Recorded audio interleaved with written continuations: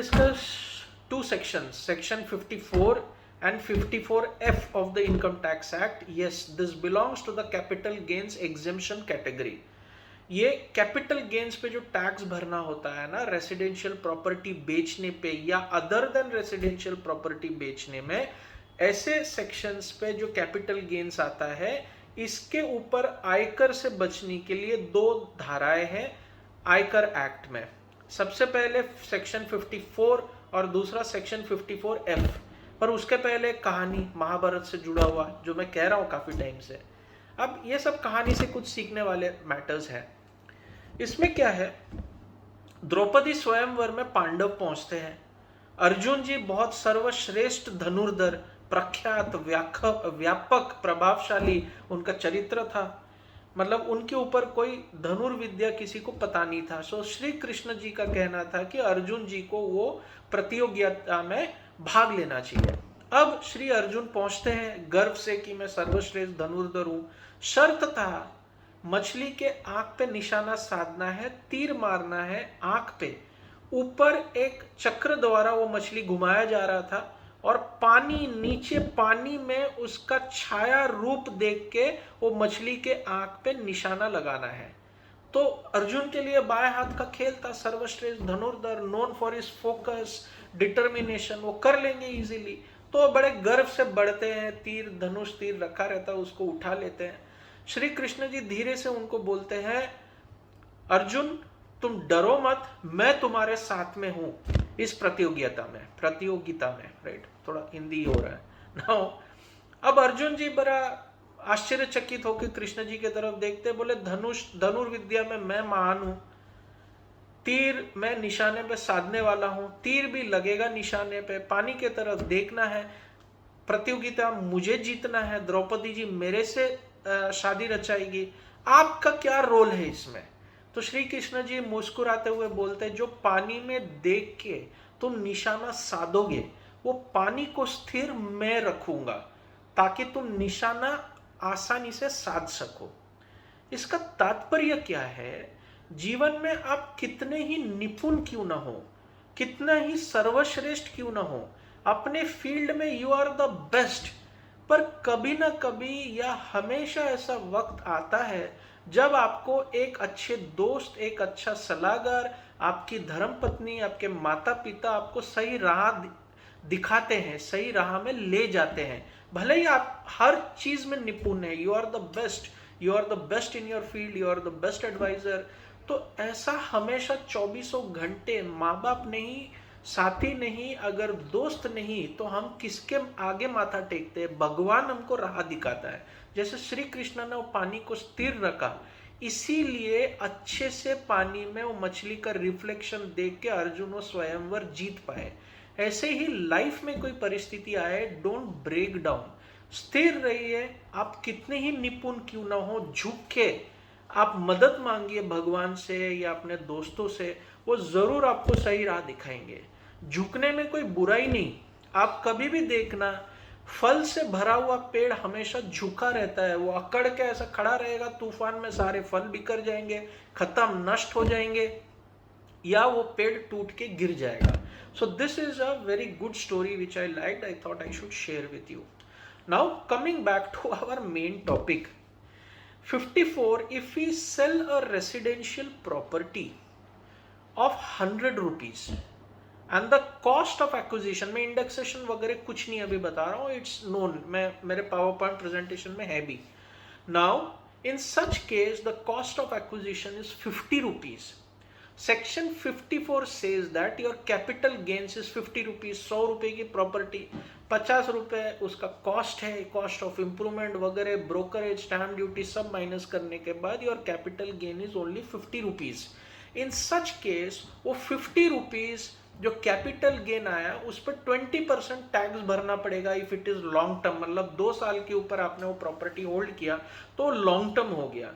इन such cases 20% tax से अगर आपको बचना है तो जो कैपिटल गेन्स है ना 50 रुपए, as per section 54, if you invest this 50 rupees in a new residential property, then the capital gains will be totally exempt from tax, आपको उस पर आयकर भरने की कोई आवश्यकता नहीं है।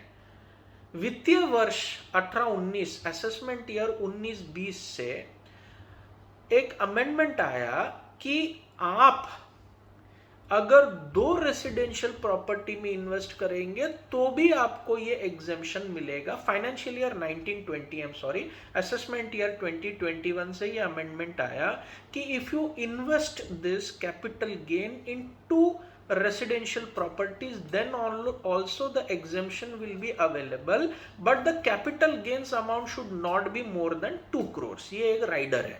2 करोड़ तक अगर आपका कैपिटल गेन है तो under section 54 you can invest this in a new residential property, 1 or more than 2 properties, तो फिर आपका कैपिटल गेन्स पे टैक्स भरने की कोई जरूरत नहीं है।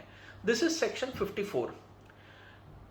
तो मैं ये सब अभी डिस्कस क्यों कर रहा हूं? Because as per the union budget 2023 which was presented on 1st February 2023, it is now proposed to put a maximum cap of ₹10 crore on such investment। मतलब जो नया प्रॉपर्टी खरीदेंगे उसमें आप 10 करोड़ तक ही इन्वेस्टमेंट आपके लिए एलिजिबल है एग्जेम्पशन के लिए।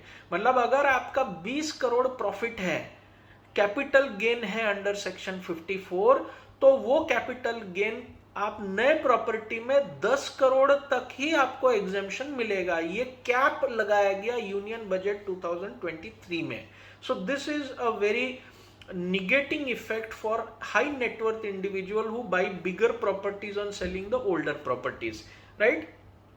अब if you are selling other than residential property, तो ये 10 करोड़ का लिमिट जो है इन्वेस्टमेंट का कैपिटल गेन से बचने के लिए, टैक्स से बचने के लिए, is available under section 54F also.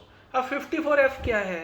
54 में रेसिडेंशियल प्रॉपर्टी बेचे, 54F में if you are selling any long term capital asset other than residential house, gold, diamond, jewellery या दूसरा कोई प्रॉपर्टी, शेयर्स, म्यूचुअल फंड्स करोड़ों रुपए का, it is and your holding period is more than 2 years और 1 year, then in such cases you are eligible for exemption under section 54F if you invest, एक deviation है, if you invest the sale consideration. पहले example ले लेते हैं, 100 रुपए में आपने गोल्ड बेचा, 50 रुपए उसकी cost of acquisition, capital gain कितना? 50 रुपए। ये 50 रुपए में 20% इनकम टैक्स। ये इनकम टैक्स अगर आपको बचाना है तो 50 रुपए इन्वेस्ट नहीं करना है, आपको वो पूरा 100 रुपए इन्वेस्ट करना है, subject to a maximum of ₹10 crores as per the Union Budget 2023 presented on 1st February 2023। So this is the cap। अब इसमें डिफरेंस क्या है? वो पावर पॉइंट प्रेजेंटेशन में दोनों सेक्शन का डिफरेंस है। अब ये दोनों सेक्शन एक दूसरे के साथ प्रतियोगिता नहीं कर रहे हैं, प्रतियोगिता, सॉरी ये थोड़ा ये हो रहा है। सो this is something which is worrying. इसमें सेल कंसिडरेशन इन्वेस्ट करना होता है पूरा 100 रुपए। अब अगर पूरा कर दिया तो 10 करोड़ का एग्जेम्पशन ले लो।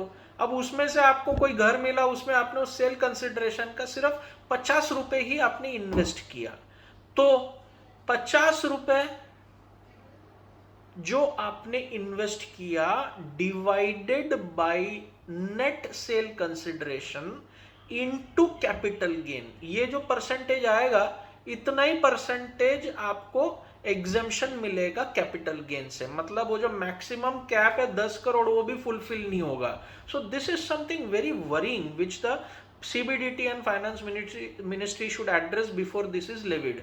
हालांकि ये दोनों चेंजेस जो है लागू है फाइनेंशियल ईयर 2023-24 से, that is from the assessment year 2024-25, that is 1st April 2023 से लागू है। But if it is full consideration also is invested तो 10 करोड़ का कैप है, उसके ऊपर मिलेगा नहीं। दूसरा, अगर आप सिर्फ आधा, क्वार्टर, 60 रुपए, 70 रुपए, 100 रुपए में से इन्वेस्ट कर रहे हैं तो आपने जितना इन्वेस्ट किया divided by consideration into capital gain, जितना आता है उतना ही एग्जेम्पशन मिलेगा। तो पता चला वो 10 करोड़ भी नहीं, 6-7 करोड़ ही आपको एग्जेम्पशन मिला, बाकी पे पूरे कैपिटल गेन्स पे आपको टैक्स भरना पड़ेगा। सो this is something very worrying. So this is the discussion and change brought about in capital gains wide union budget 2023. Get back if you want me to improve, प्रतियोगिता वाला शब्द के अलावा और कोई इंप्रूवमेंट चाहिए जो मैं इंप्रूव करूंगा, जल्दी मैं बोल रहा हूं तो समझ में नहीं है, मतलब थोड़ा हड़बड़ा रहा हूं शायद, revert to me, mail to me in case any queries arise. I will be happy to help. Hope you like the knowledge sharing.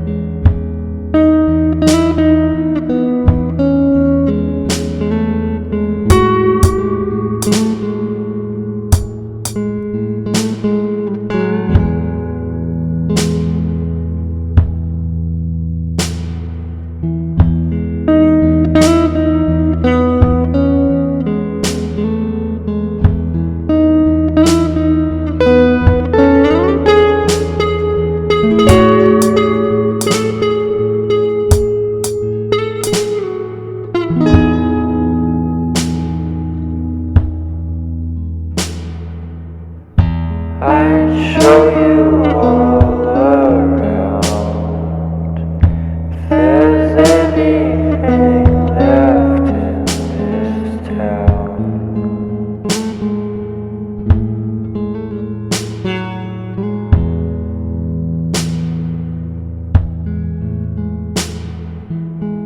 If I said the things you want me to, might lead to someone else but you.